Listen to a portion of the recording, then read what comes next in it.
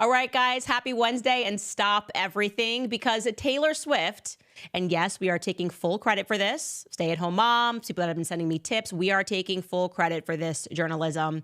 But clearly, either she or someone on her team saw our episode yesterday because we have just been on the scent like a hound. And a picture was starting to form that Taylor Swift may have been involved somewhat in the background in what happened to Justin Baldoni. I mean, she was named in the lawsuit for a reason. And like I said on yesterday's show, it was her particular style, these Easter eggs. She was hanging out with them at that time. The New York Times article, a lot of what happened just seemed to have a flavor of Tay. Well, today, her team, and respect to them for the speed at which her marketing team moves, dropped an entire article in the press announcing that her and Blake are taking a break. They're no longer friends because, shocking, Taylor Swift feels used. She always feels used. And she wants nothing to do with the Justin Baldoni situation.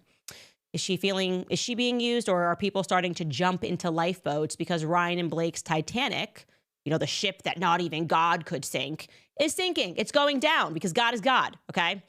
Also, it's the anniversary of Jussie Smollett's hate crime, so it is indeed a dark day, the hate crime that he staged against himself 6 years ago.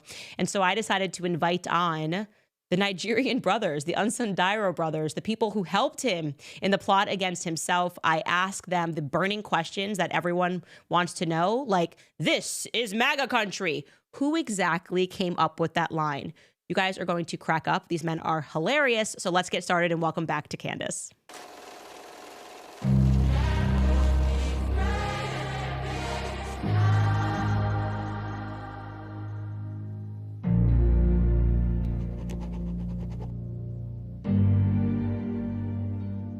All right, guys, so we all know the backstory here. Blake Lively essentially threatened, you could say, Justin Baldoni, calling Taylor Swift and Ryan Reynolds her beautiful little dragon monsters that she sometimes has to use to get what she wants done. Well, I am pleased to report that we have got live footage of one of her dragons. Check this out.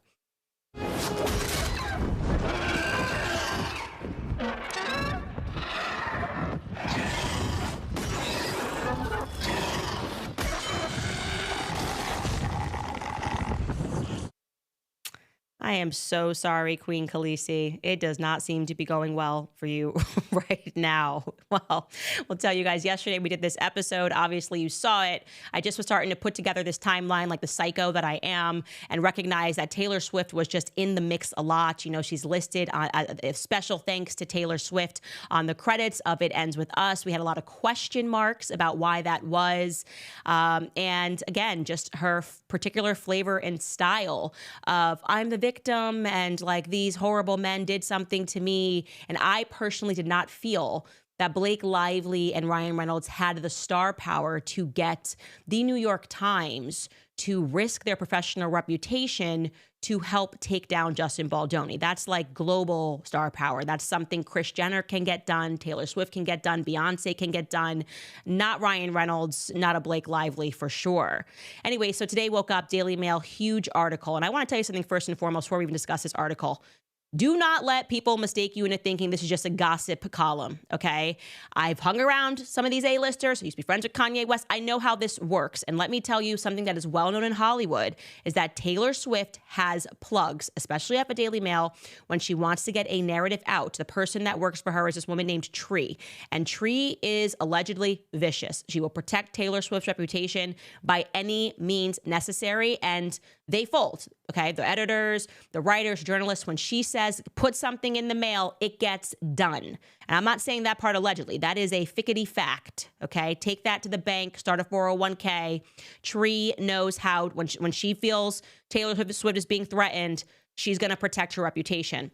So this Daily Mail article appears, very timely. It says, Taylor Swift taking a step back from Blake Lively as dramatic legal battle with Justin Baldoni threatens their decade-long friendship. And it's got James Fatushka as the writer. He is in the entertainment space. He's like the top writer for their entertainment column. And he's not going to just write this unless he was told this. This is how it works in the background, you guys. You have these PR people who come behind and they tell you this is what we want planted. And the more power you have, it will be word for word. exactly what you want the public to read. So I'll tell you what they want the public to read. It says Taylor Swift is taking a step back from her friendship with Blake Lively after feeling like she was used as an intimidation tactic by the actress in a lawsuit that she never wanted to be embroiled in. For the time being, she is taking a step back from Blake because she doesn't want to get tangled in this more than she already has, which is far more than she ever needed to be, an insider told the Daily Mail. Her friends also think that Blake's "I'm Khaleesi and like her, I happen to have dragons" text to Justin was uncool and unnecessary because she was essentially used as an intimidation tactic. She was referred to as some kind of pet or possession. Taylor shouldn't even be involved in this at all. She was only going over to visit Blake and Ryan with the understanding that the meeting would be over. A second source said, Taylor has politely backed away from it all. She is conscious of her own image and hates that she was even mentioned. Okay, so the last part is true. She is politely backed away because she's conscious of her own image. She's extremely conscious. But it can't always be that Taylor Swift is being used.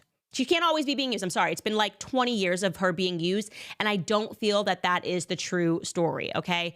They acknowledge in this piece that the last time that Blake Lively and Swift were pictured together was in October on a double date with Travis Kelce. And since basically Blake Lively has filed this sexual harassment complaint with the Californian Civil Rights Department, they have not been pictured together. So again, I'm going to tell you why I don't believe this article. First and foremost, because it is just Taylor's modus operandi to constantly say that she's being used and she doesn't know how she got here, blah, blah, blah. But there's also something that doesn't make sense, okay? What do you mean you showed up and the meeting was still going on? What does that mean? What does that mean? I showed up and the meeting was still going on. So what are you being victimized by? If I show up at my friend's house and there's a meeting going on and I didn't know it was still going to go on, I don't need to insert myself in that meeting. Justin Baldoni, in his lawsuit, stipulates that Taylor Swift peer pressured him. And she is not denying that in this article. She's not saying, I didn't speak to him, I said nothing, which I would be like, oh, you just used me as an intimidation tactic in your phone. I had nothing to do with it. She is saying that she then went and heaped praise on Blake Lively's version of the opening scene. That's what his lawsuit states. This is when they were talking about that rooftop scene. Okay? So she inserted herself in that. So unless Blake gave her the nudge and said, can you go in there, in which case Taylor Swift is still responsible for having peer pressured him, then there's no deniability here. She can't say, I had nothing, I don't know how I got involved in this. You got involved in it because you peer pressured him to make a change that he didn't want to make to his movie. So her follow-up text, which reads like a psycho, obviously, I'm Khaleesi, these are my dragons. She said it because you did something, okay? He clearly texted and said, you didn't have to do that. You didn't have to have Taylor Swift there to make me look at your edits. And Blake Lively doesn't say, oh, what are you talking about? Taylor Swift said nothing to you. Instead, she doubles and triples down by saying, she's my beautiful little monster. Sometimes I have to release these little monsters on the world. So it happened. Okay, it actually happened. And Baldoni said that she specifically spoke up about how much she loved the script, which implies to me that unless Taylor Swift is a liar, she read the script. So she involved herself in the script of the movie. Unless she lied. Again, just backing up a friend. Yeah, what she said, love the move. She must have read Blake Lively's edit. So why is she backing out here? Very carefully worded back out. Because she's smart. Okay, Taylor Swift is very smart. She is media savvy. Tree is media savvy. She's looking at this case, okay? If you're her point person, Tree, and you're reading through the documents, you're going, Blake Lively's going to lose this, okay? So we're going to take a lifeboat now and say that we don't want to deal with this. She could still, by the way, be friends with Blake Lively in the background. If Tree is as savvy as I think she is, she's probably going to say to Taylor, pretend to be shocked that this article came out, but we're getting you out of this publicly. We're going to throw this article in the Daily Mail. Then you tell, I don't know what happened. I feel used by Tree. I don't know how this article happened. So the public thinks you have nothing to do with it. And you are not going to be pictured with her until this thing is over. And this is being slated for 2026. Okay, so I don't even think they're not friends anymore. She's the godmother to her children. But I think that Taylor Swift is publicly backing away from this friendship because she's intelligent. But like I said, I have a scent on this like a hound, and I wanted to show you something, and I'm going to show you why I even further do not believe a word that Taylor Swift is saying, and I still have question marks about her involvement, because something else that got sent to me is completely crazy, okay? Seriously, you guys, this is Get seated here. This is super interesting. So I'm showing you something that I actually had saved as a piece of the puzzle, but I didn't know where it quite fit in the puzzle. So I just held it to the side. I was like, okay, this is random. It's a random thing that I know happened, but I don't know why this happened, and I'm not sure why it's important. So apparently, toward the end of filming for It Ends With Us, and also simultaneously the end of the filming for Deadpool, because remember, these films were filming at the exact same time, suddenly the It Ends With Us crew decided that they needed a new composer. It's very strange. The movie has a composer, and you would not be hiring that person or trying to change that person or fire that person late in the day. You don't just suddenly switch out the composer a year after you begin filming. That sounds very stressful. And what was even more interesting is that not only did they remove the It Ends With Us composer, but they decided to use Deadpool's composer. Okay, so here's the clip that I didn't show you before because I wasn't sure about this piece. And here is Deadpool's composer, Rob Simonson, discussing that sudden change in the phone call that he got. Take a listen. Again, this is Deadpool's composer, Rob Simonson, appearing on the Score podcast. So there was like a week of recording left on Deadpool, and I suddenly get a text from Blake, and she sent a little video saying, I'm doing this thing, need a score. Can you deliver it in a week? And I said, I don't think a week, but maybe 3 if we have 3. So that materialized, and yeah, so it was sequential. Was able to kind of finish up Deadpool, but I was going from the dub of Deadpool and going back to the studio at night working on Blake's film. So in a it was a week. little nutty. Well, it ended up being about a month. I have to wonder, I mean, no interest in dishing, but was there a composer before that or did they just one day wake up and say, oh, you know what we need? A score. Call that guy who's doing my husband's movie. Maybe he has time. I mean, how do you end up getting a call with we're in that kind of a pinch, unless I kind of guessed correctly? Yeah, I think probably it was a scenario of a last second replacement. A last second replacement of a composer in which someone got kicked out of It Ends With Us, and they pulled over this guy from Deadpool last minute, the umpteenth hour. What could have happened? I didn't know what to do with this information. I was like, okay, just store it, Candace. Something will pop up and a piece of this will make sense. So get ready, okay? Yesterday, somebody sends me an email. It's always, like, I'm telling you, the culture, man, we are on these people. We are just like, it's a whole FBI unit of like stay-at-home moms, dads that are really good at tech, sending me information. So this woman puts on my radar that there's a Reddit post, an anonymous Reddit post, I kid you not, that went up 6 months ago. 6 months ago during the week of the It Ends With Us premiere. Now, typically a Reddit post, anonymous, who cares, right? You're like, okay, well, like this seems like a stretch. No, it's not a stretch. This is amazing. This person correctly stated everything that was going to happen. Well, since what has happened since, and what was happening in the background. Essentially, they present themselves as like, I know the person, a person that is going through this. Here is what is going on, and you're not going to believe what is going on and why it's happening. And of course, when this person posted on Reddit, no one believed her, because who would believe an anonymous post? A person saying that there's all this drama happening in the background. The date on this post is August 12th. Okay, so just to give you the timeline. It Ends With Us world premiere was August 6th. That's when they had the red carpet premiere. Justin Baldoni gets put into the basement. August 9th is when me, if we wanted to, could go see it in theaters. This person on August 12th decides to write a whole long post because they're overcome with emotion and they don't know where to drop it. And that's what Reddit's for, right? You can't say it to people that you know, so you just drop it on the platform. And look what this person says. This is amazing. Okay, I'm going to read you the post in its entirely. This is in the Reddit feed for Colleen Hoover. This user writes, okay, I know a lot of the inside drama for It Ends With Us, and I just don't know who to share it with. So here we are. I'm obviously using a throwaway, but I know someone who worked on the movie for most of its run who would have gotten these details piping hot and not some grapevine situation. They told me firsthand what they know. I'll give you the bullet points. Supposedly, Blake felt that Justin made her uncomfortable on set. One instance in particular, they said, was that Justin told Blake that she looked sexy in what she was wearing on set. I don't know the context around it.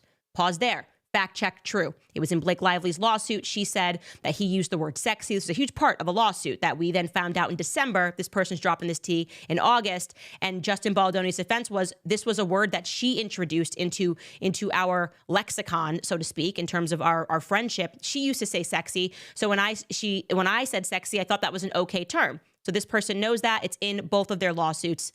Next, they say apparently Justin wasn't happy with the original editors being cut out of the movie. So he hired his own team to do his version of the movie. Blake wanted to do her own version of the movie as a result, but Sony said no. Again, that fact check's true. We know that there were two versions that ended up being created. So Blake goes to Sony and threatens to go to the New York Times with a story that says that Justin was sexually harassing her on set if they don't let her have her own version. This is crazy, okay? Crazy, because in Justin Baldoni's suit, he alleges that for months, Blake Lively was colluding with the New York Times for months. And I'm going, where is he getting for months? We've now traced this back to December 18th. Well, this must be the version is that she basically said, give me what I want or I will go to the New York Times. So now this is all an allegation, but it's fact checking true because she ended up going to the New York Times and actually doing this, okay, in the background. So if Sony told her, no, you don't get to edit our film, she says, I will go to New York Times and blast you for sexual harassment. Let's keep reading what this person dropped. Sony freaks out and says, okay, whatever you want. Again, when you read through Justin's complaint and what was happening behind the scenes with Sony, this, I would say, fact checks true based on the evidence and documents that I've seen. It then says Justin is banned from the Sony lot. I don't think forever, just for the run of the movie, but I could be wrong. That would make sense. If they're worried about a Me Too situation, they're going to be like, okay, we don't want this to happen, and so we're going to separate from you creatively, not let you get involved or do anything. This is how he ends up in the basement. It then says Blake hires T Swift's music video editors to do her version while she's filming in Italy for something else. Guess what? That fact checks true as well. Blake Lively went to Italy to film A Simple Favor 2, another movie, and we had never had this tip that she hired Taylor Swift's music video editor, okay? Next, Blake has a friends and family screening to get thoughts with lots of A-listers.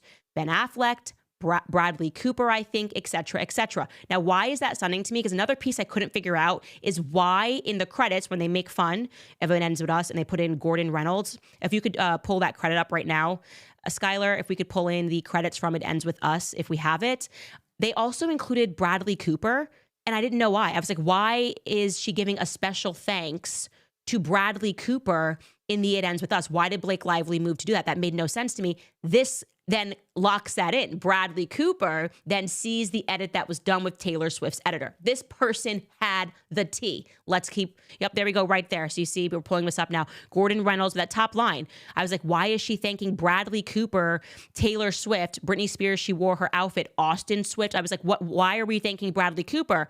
Well, this person has connected that dot for us very quickly. Let's keep reading what they had to say.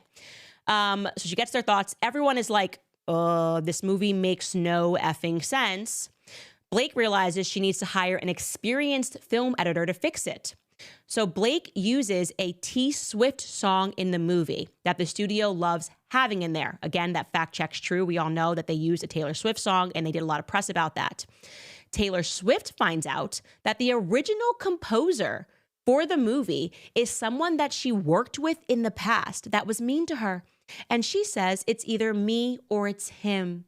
So you can use my song, but you got to get rid of this composer. Sony fires that composer to keep the Taylor Swift song. I think that's everything I know. Guys, I'm feeling that every single bit of that post, which happened 4 months before the general public was aware of anything going on, before any lawsuits were filed, has to be absolute facts. So that, again, puts Taylor Swift at the center of this It Ends With Us drama saga, composers leaving, music in there. She was involved during this time heavily with Ryan Reynolds and with Blake Lively. And for that reason, my friend, I am sorry, but you have to be subpoenaed. I'm sorry. You're coming. You're coming to court. I am subpoenaing Taylor Swift in this lawsuit that I had nothing to do with. But I'm telling you right now, Justin Baldoni, subpoena her because she's got something to do with this, okay? I'm not saying how much she has to do with this, but I'm saying that Reddit post, it's giving me like we're on the money here. Sorry, Tree. We're probably going to have to subpoena Bradley Cooper too. I think Bradley Cooper's got to come. Sorry, guys. I want everybody in the courtroom. Okay, I'm going. I'm going. I'm going to bring Savannah. I'm going to be dressed up. I am watching this go down next year. Everyone has to be subpoenaed. There was much more going on here than meets the eyes. Okay, this is like an octopus. It's just like covering everything. It's got more tentacles, arms than we could have ever imagined. And by the way, speaking of subpoenas, we are especially subpoenaing Colleen Hoover, okay, the writer of the book, because there is something that stinks to high heaven there. Because why did she delete her Instagram on January 22nd? Okay, she didn't delete it when Blake Lively filed. She was with Blake Lively, all this stuff. She didn't delete it when Justin Baldoni filed. I think he filed a couple of days later. Why did she move to delete her Instagram on January 22nd? After Brian Friedman started making the rounds, signaling that he was going to subpoena all of these communications. I think we're trying to delete a digital trail. I don't like it. I also don't like that shortly after we had this announcement from a Variety article. I mean, shortly after her little sit down with Blake Lively, we showed you this clip. I'm going to show it to you again, where she doesn't seem surprised when Blake Lively says, like, oh, if Colleen gets her movie back, I would love to be in the sequel. This was on CNN, just reminding you, okay? So this is her and Blake Lively having this conversation during the week that, I think it was August 7th. Yeah, August 7th, when their movie It Ends With Us came out, reminding you what they said for a reason. Take a listen. And is there any chance that we could have a sequence? What chance that you can have a what? A sequence, like it starts with us. Oh. I mean, if Colleen has her rights, I'll go anywhere. I'll follow this woman anywhere. Y'all heard her. Y'all heard her. I did hear her. And I heard you, Colleen. You didn't seem surprised by that. And Justin Baldoni already owned the rights. You sold them to him. Wayfarer Studio already owned the rights. So what did you two know that the general public didn't know? And then following that little sit down, and then start looking into Colleen Hoover. And she, at some time around this period, at least according to this Variety article, launched her own production company with the aim of getting, control over her future books. Okay, look at this. This is Variety article that was published on October 7th. And it's saying Colleen Hoover novel. This is another one. Reminders of Him sets movie adaptation at Universal for Valentine's Day 2026. Okay, buried in that article, it says she and Hoover, and they were referring to her partner Levine, will produce through their newly launched production company, Heartbones Entertainment. So I think something's going on here. I think that we're going to have to bring in some Heartbones Entertainment execs. I even went so far as to look up their LLC and see if there had been any movement. So she filed for Heartbones Entertainment LLC in Beverly Hills in California in January of 2023. I'll add it to our timeline.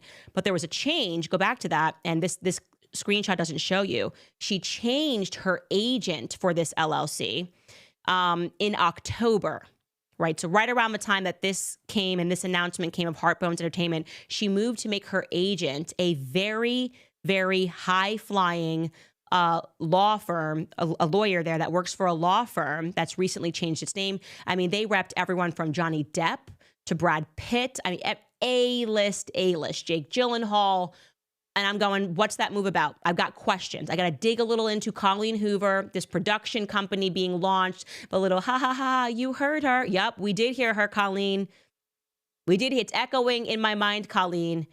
And I find you to be suspicious, and I find Taylor Swift to be suspicious. And from what I know about Taylor Swift and how she got her master's and how the public still doesn't really understand how that happened from a business perspective, And yet it's all about the press. It's all about the press. If you can win the press war, then you can kind of do whatever you want in the background. And I am feeling, I'm getting vibes that this entire move was about sinking Justin Baldoni, potentially, because they just wanted to get this movie and the sequel out of his hands. And a better story would have been, well, we're giving it to Colleen Hoover. She's the book owner. She has to own her masters, right? Rather than, who invested in that, by the way? Harpo Entertainment. I'm just wondering, does she own it 100%? Did Ryan and Blake make an investment in it? I want to see their Instagram communications. You can't just like throw bleach on it and smash a file and think that we're not going to find it. There's digital footprints, Colleen, and I'm going to need yours. I need yours immediately, okay? So anyways, everyone right now is scattering into the wind, including, look at this headline, Blake Lively's own brother-in-law. Okay, so Blake Lively has a sister that is more talented than her. Her name is Robin Lively. Absolutely loved her in Teen Witch. Really a fantastic movie, Robin. Anyways, Robin is married to a guy, and he initially came out and was throwing shade at Justin Baldoni. And look at this headline, Blake Lively's brother-in-law apologizes. This is today, guys, for anything unkind he said amid Justin Baldoni drama, because now we're chasing down the real bullies, right? And so, by the way, and I think there's another headline of him saying that, People Magazine is covering it. I want to say I respect that. I respect if you got it wrong, like legitimately, and you maybe really thought she was sexually assaulted. Now you've read through the complaint and you're saying, you know what, I shouldn't have done that. That is like respectable right there. It's the people like Brandon Sklenar who are silent right now, who hyped this, read the complaint, we read it, and then we read Justin's, and it is despicable that you threw a guy under the bus. And I think Brandon Sklenar, he's got to be subpoenaed. Okay. He absolutely must be subpoenaed into my courtroom. That's how I feel. I want Brandon Sklenar, Colleen Hoover, and Taylor Swift subpoenaed into this courtroom. And an article in the Daily Mail is not going to stop that Taylor Swift's team. So we will pause there. Guys, I have literally the most hilarious. This interview is going to make your day. Before we get there, though, I have to tell you, this is a very big day for me. I'm really excited. I am just beside myself. It has been such a labor of love, but our new website is up, CandaceOwens.com. I've been telling you about that. All of you guys emailing me about a Shot in the Dark series. Today, I officially launched the new website at CandaceOwens.com. Obviously, could not have done it without the help of the people that developed this website at Patmos Development. So here's what we're offering. This is obviously, some of this is free and some of it is behind a paywall. And just being honest with you, this is the largest investment I've ever made, that me and my husband have ever made in ourselves. And so this has not been an easy project, but I just believe in the work that we're doing, and I don't want to be subject to YouTube's policies to be able to bring in, a Shot in the Dark or talk about vaccines, or as we're doing the Emmanuel Macron series. So if you go to CandaceOwens.com, you can join the book club. So many people have been asking about all the books that we read. We're going to meet twice a month on this website. First book up is going to be Chaos, obviously, because that is the book that broke my brain. There's exclusive content that's going to be up there. A Shot in the Dark, obviously, being back. So the first 10 episodes are officially up if you want to subscribe to that, and only that. And then we just release a new episode every 2 weeks, as we were doing when I was at the Daily Wire. I can't wait for you guys to see the birth control series, because that one completely shocked me to learn what was in there, but it makes all of this stuff safe. Also, of course, the Macron episodes that would never be able to survive on here are going to be up. Those will not be put behind a paywall, so don't worry. First episode will be on YouTube as we introduce you to it, and then our upcoming Becoming Brigitte series will live on the website for the things that they will definitely strike us for here on YouTube. So if you want to join the book club, it's just $9.99 a month, which I felt was like a really great price for access to literally everything. $16.99 a month. And as always, the podcast episodes will still be free. So do not worry if you're not in a place right now where you can do that. And there will be all of these free and paid versions on the website, a lot more communication. I'm hoping to make like a mom Reddit, like a mom edit, where we can talk and freely exchange information for all of us who don't vax our children. So that will be fun as well. Anyways, I just want to thank Patmos.tech. They developed the website, and more importantly, to thank my husband, because this is just the stuff that he does behind the scenes. And it has been a killer season for him getting this together, as well as my team, my producers, Mark, Skylar, Chris. Everyone has played a part in this. So CandaceOwens.com, and we have all that extra information. Okay, guys. Abel and Ola Onsundairo. Listen, 6 years ago, a terrible thing happened. Black guy walking through Chicago got beat up by some MAGA people. And then we found out that he maybe beat up himself. But it was a traumatizing thing for him to go through nonetheless. So I just would like to show you this clip of Jussie Smollett on ABC News after the horrific incident that has never been happened before, a hate crime against thyself. Take a listen. Who says empire, this MAGA country, ties a noose around your neck and pours bleach on you? And this is just a friendly fight? I will never be the man that this did not happen to. I am forever changed. I have fought for love. I'm an advocate. I respect too much the people who I am now one of those people who have been attacked in any way. You do such a disservice when you lie about things like this. If the attackers are never found, how will you be able to heal?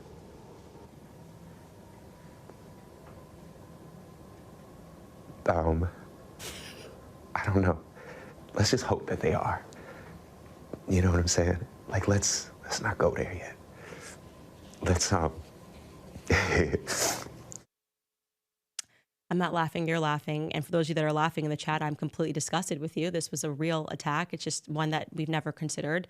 And I felt when he said that, like, we got to find these attackers, like, I had to find them, and I did find them. And so, ladies and gentlemen, we are going to cut. We filmed this interview with them yesterday so we could roll it today. So I'm going to roll it for you guys, and then I will see you for live questions. And I promise you, this interview is going to make your day. Take a listen. Abel and Ola, I have been meaning to interview you guys for quite some time. I mean, really fantastic work. I guess my first question really is, how much would it be if I wanted to book you to conduct a hate crime against myself at this moment? I'm assuming prices have gone up. Yes, definitely. It's not no longer 3,500. It's we've 100x'd that. So yes. Okay, so you might be out of my budget. There's a lot of questions here that I think many people have, but I guess my first question is, my second question rather, were there no white people available for this particular part? Because I think if you're going to try to do, this is MAGA country, I got, assaulted by some white people, maybe trying to cast some white guys in this part might have been good. Yes, I agree. Let me explain something. I blame for this whole thing President Trump for this whole experience that went down. And the reason I blame him is because in 2016, he did not address the DEI issue. So we were DEI hires. That's why he used us. So I blame President Trump. So can you tell me, how did Jussie breach? I need to know how the conversation started, because it's such an awkward conversation to have. Like, can you assault me and pretend to be white guys? So I just need to hear you guys tell me how it went down. Yeah, so he initially texted me saying that he wants to speak with me on the low, that I should come meet him at CineSpace where they film Empire. So I went to go meet him, and he was driving me home, and he was smoking weed, of course, he always does. And he just randomly said, "I want you to beat me up." Yeah, crazy, right? But before he said that, he did say Kim K, she had just gotten robbed in Paris, her family, and he was telling me how that was staged. That's what he said. He said it was completely fabricated, that it was a publicity stunt. So he was trying to let me, trying to convince me to do this. And then he was like, "Yeah, I want you to beat me up." So I was at first confused. I didn't say anything. And I waited for him to say something else because I was dumbfounded. And then he said, "Yeah, I need you to beat me up. Fake beat me up." So then he proceeded to ask me if my brother would do it. And I said, sure, he would. So that's what happened. So you're just in a car and he's like, remember that Kim K thing? That entire thing was fake, which by the way, I have not heard that. So that's very interesting that he would say that and maybe he would know, who knows. But so he's just saying to you, like, I need you to do this. You're saying your brother's instantly in. When did he kind of spell out for you the plan of how he wanted to go down? And also, did he tell you why he wanted you to do it? Is he just like a PR stunt? Yeah, so initially so we went to go meet my brother that day. We When he drove me home, we saw my brother, he got in the car, and then he laid out the details, what he wanted us to do. And then we did a drive-through, the not a drive-through, a run-through the Run next through, day. yeah. Like rehearsal, A dress rehearsal, a rehearsal. dress rehearsal. Yeah, where we went to the location. He picked out everything, all the details. He picked it out, and he said a camera would be right there. That we're gonna do it right here by the stairs, and the camera will capture everything. And he did mention that it was for publicity. Well, he didn't say it. It was implied that it was supposed to be for publicity because he said he was gonna disperse it to the media companies. And he never said what he didn't say was he never said it was gonna be for reported to the police, which then Okay. made it criminal. Okay. So whose idea was the bleach? Because that's a very compelling part of the story. I mean, I've been Black a long time, I would say. And when I think of crimes against Black people, just from my experience, no one like throws bleach because it's not going to dye your skin white per se. So whose genius idea was the bleach? So actually, it was originally supposed to be gasoline, but I did not Oh. feel comfortable throwing gasoline on somebody, so I changed it to bleach. Yeah. So it's actually a better option. That's a good touch. So so you got the bleach in there. Now, when he recommended the gasoline, why even the gasoline? I don't know. Dramatics. I don't know. Like, Yeah. you I can don't add know why the Jesse mood. personally. Yeah, but he doesn't sound like the brightest, maybe the brightest of stars, so to speak, because I don't know why would you wait. And by the way, gasoline kind of expensive. Right. Um, okay, so here's another question. Black people, obviously, just going into some Black science here, we don't particularly love the cold. So that was one of the first things that flagged to me as weird. I said, listen, you can't tell me that Black people are out during a polar vortex. Was the polar vortex accidental? Did you pick that night accidentally? It was very accidental. So Jesse wanted it to be done. My brother could go more into it. He wanted it to be done before we left for Nigeria. So we already had a trip going to Nigeria that we booked 3 months prior. So he reached out to us and he knew we were going to Nigeria. So he asked, "Hey, when are you guys going to Nigeria?" "Oh, tomorrow? Well, I need it done today." And that's how it went down. And then we were only going to be in Nigeria for 2 weeks. And he said, no, he can't wait for 2 weeks. Mm. And we have an idea why that might have happened. Yeah, it was kind of crazy because his flight, he was coming back from New York that day, and his flight kept getting delayed. It got delayed like twice, where we had to change the original time of 12 a.m. to 2 a.m. in the morning. And he still wanted to go on with the plan. He said, no, we're still doing it. So that's what happened. He wanted us to do it before we left to Nigeria. So you guys are communicating and he's like, no, it's still on. Like, is this just on text? Okay, so Yeah, all of so this is this, being documented. And yeah, when you so realized how many degrees it was not that night, did you, as Black men, have some second thoughts about whether you were going to embrace this polar vortex? Were there any second thoughts? there was four thoughts. Four thoughts. Man, it was cold as hell. It was colder than penguin feet.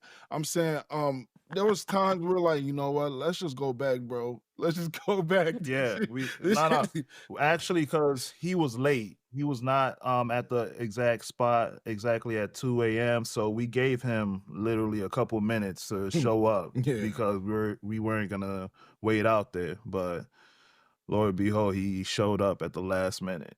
Wow, unbelievable. And so when he gave you the script per se, because you went over the plan, the detailed plan, was "This is MAGA country" in it, or were you guys sort of ad-libbing?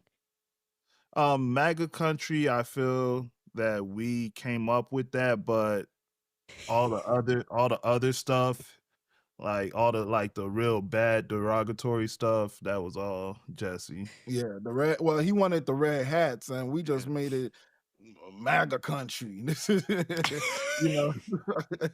So, yeah. So he wanted us to say the F word. He wanted us to say. He wanted us to Wow. say, "Aren't you that empire?" And then we was like, "This is MAGA country." Before beating them up, well, fake beating him up. Mm. Yeah. So that's what I happened. think the greatest part is the line, "This is MAGA country." Like, if we're going for the awards here, whoever came up with that line is the creative genius of the two of you, because I just think it is hilarious. It's just objectively, "This is MAGA country."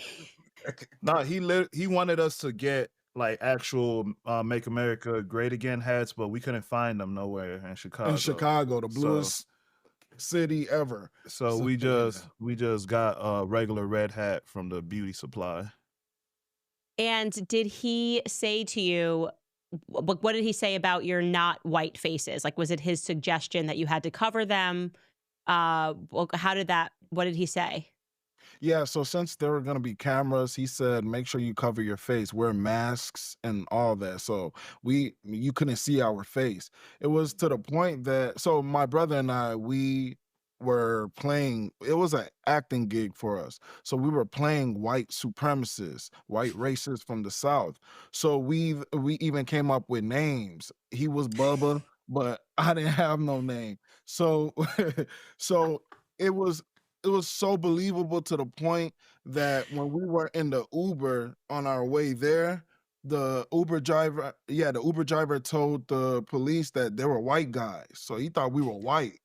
And yeah, because we were talking in our Southern accent, our best Southern accents. So If yeah, you it don't was, mind, just because we're here, could we yeah. hear Bubba's Southern MAGA country accent? Yeah, so that night when we went and took care of Jesse, That little Jesse, yeah, come go get that boy over there. that boy thought he could fight us back. Yeah, all We right. took care of that boy, didn't we? Yeah, we did. This is Alright. MAGA country.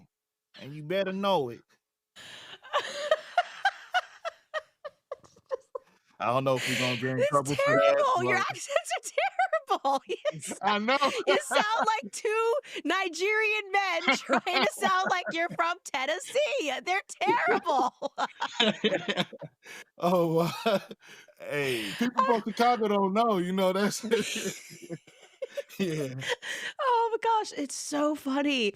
Okay, so when you got the noose, this is very important because that's all that happens down here. It's just nooses everywhere.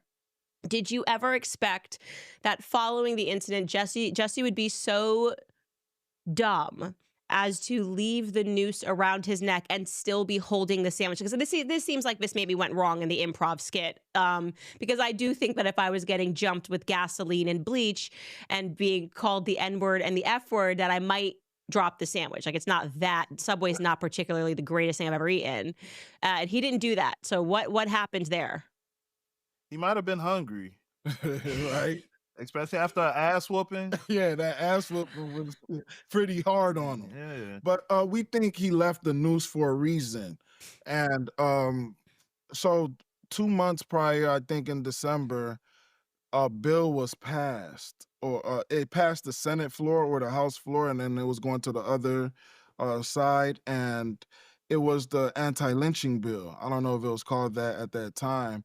And it was also coming up again February 14th. And that's the reason why we believe he wanted us to do it again right before we went to Nigeria, because we wouldn't have been back by February 14th. So we released a book that tells about the whole situation, about if you make a mistake, that's not the end all be all. You can move forward and past that. And our book explains who we think might have brought this Yeah, we don't think Brought- Jesse's the actual mastermind behind this. We think somebody put him up to this, Yeah. honestly. Yeah. Our Let me book, tell you, no one's ever accused Jussie Smollett of being a mastermind. I will tell you that. So, what is the title of your book, and where can people go to find it? So the title of the book is Bigger Than Jussie. What is it? The disturbing need for modern day lynching. And it is found on Amazon or anywhere you buy your books, Barnes and Noble, anywhere. Okay, so you guys, you're hearing that, my listeners. If you want to hear more about this story, which is truly, it's now a part of American history. It's positively hilarious. Just a couple of things, obviously, for you guys listening. If a Black person ever tells you that they went out in a polar vortex, it's funny business. Okay, it's just not what we do genetically. We cannot do certain things, and that's one of them. That's why we don't ski, ice hockey, none of those things. And so that's why I knew the story never made sense. But go out and buy their book. They are positively hilarious, and they were completely honest from the beginning with the police. They came forward and told the truth, because for them, they were just trying to play a part. They were just trying to be Bubba. You know, they didn't know that they were getting involved with some crazy politics in trying to get an anti-lynching bill passed. You guys, I am so glad that you joined me today. I can't tell you, I've watched your interviews, and you guys are hilarious. So I wish you all the success in the world. And the next time I get in touch, please do know that it will be to stage my own hate crime, and I'm gonna have some really good lines for you. Okay, we ready. Get your money up. Yeah. Price. Thank you guys so much for joining. We'll put a link up to your book. Thank you. We Thank you. appreciate you. Well, I'm disgusted at the live chat right now. A lot of laughing emojis. They shared a story that has given Jussie Smollett great pain. Plausibly the worst accent I've ever heard in my entire life. I knew that would brighten your day, because it brightened my day when we recorded it yesterday. Very, very funny. All right, guys, we could almost get into all of your comments and questions during this article. First, want to remind you, one of our sponsors, American Financing, because I know there's a lot of Americans that are carrying around credit card balances that charge 20% or more each and every month. It's time to take control of your debt. If you're a homeowner and you've been waiting to figure out how to get your finances in order, you need to call my friends at American Financing today. American Financing salary-based mortgage consultants are helping homeowners just like you tap into their home's equity to get out of high interest debt. They're saving their average customer $800 a month by doing this. Saving that kind of money every month should make the decision really easy. All it takes is a 10-minute, no-cost, no-obligation phone call to find out how much you could be saving. And if you start today, you may be able to delay 2 mortgage payments. So call American Financing today at 800-795-1210. That's 800-795-1210. Or you can visit americanfinancing.net/Owens. It's americanfinancing.net/Owens. All right, guys. Again, reminding you, please go to CandaceOwens.com. We worked so hard on that, and it is, like I said, a shot in the dark. We have 3 seasons of that. We're going to go through vaccines for children so that parents just don't feel like out of the blue, like they're telling you it's life or death, so that you have more information. You can ask the doctor questions, and hopefully you understand my journey and why I am anti-vax and why so many moms are now saying no to vaccines. That's very close to my heart. I think it's the most important work that I do, to be quite honest. We'll also put up interviews with people that we could never speak to. Obviously, the Emmanuel Macron series will be there. And the book club, if you guys want to join the book club, first book we are reading is Chaos, of course, because it has been the one that has broken my brain. And I have so many questions about our government. It's going to be really fun for us to be able to chat about books each month. And yeah, so check it out. At least go check it out, CandaceOwens.com. Let us know what you think. Give us some feedback. And thank you guys, because that site, which was very, like I said, a very major investment, was only possible because you guys invested in me. And those of you guys that were signing up to Locals, we migrated you over to the platform already, so you didn't miss out. If you were like, Candace, I just signed up for Locals, don't worry, you got migrated over for free at no cost to yourself for the year, if you signed up for the year or the month, whatever it was. And so just from the bottom of my heart, like, thank you guys for just making this possible and allowing me to invest in making things bigger. And thanks to my team, and especially, like I said, thanks to my wonderful husband, because he has done everything. I am not a tech genius. By the way, for tomorrow, I'll have a major tidbit. I think tomorrow, we're deciding whether or not we need to spend the day working on the Emmanuel Macron intro. But if we are here tomorrow, I also got more metadata, which suggests that the New York Times titled the article and began working on the article on December 10th. So our timeline is getting crazy. We are really starting to understand what evil in my view, Ryan Reynolds and Blake Lively were in cahoots to impart upon Justin Baldoni.